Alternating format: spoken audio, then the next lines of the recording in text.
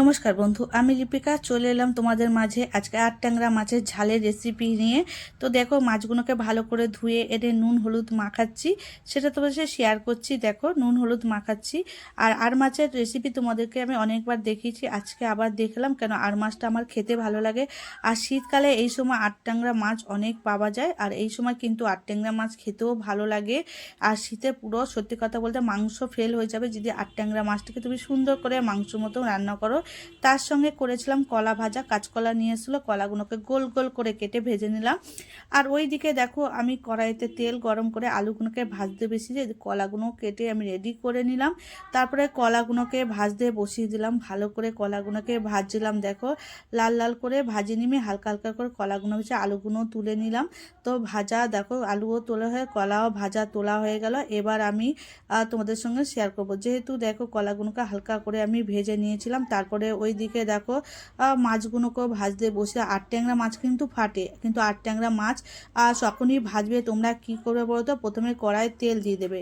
তেল দেওয়ার পরে তারপরে দিয়ে দেবে নুন, তাহলে মাছগুলো ভালো। তারপরে শিল দেখো, আমাদের বড় শিল একটা, এই বাটতে চলে গেলাম, সব মশলাগুলোকে বেটে নিয়ে এলাম।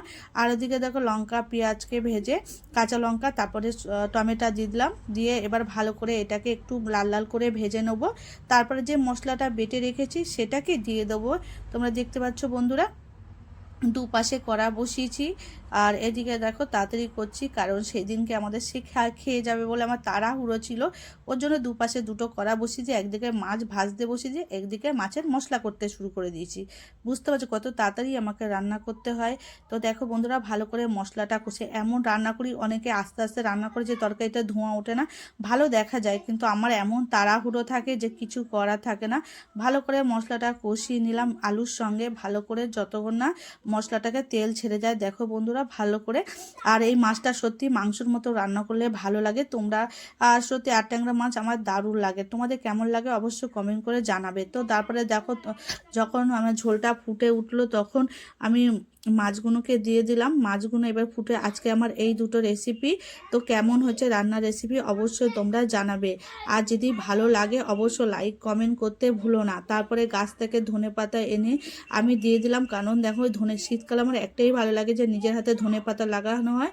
আর তারপর দেখো, তার স্বাদ কিন্তু অতুলনীয়। তো দেখো, আমার রান্নার রেসিপি কমপ্লিট হয়ে গেল। তো আজকে রান্নার রেসিপি তোমাদের কেমন লাগে, যদি ভালো লাগে একটা লাইক কমেন্ট করতে ভুলো না।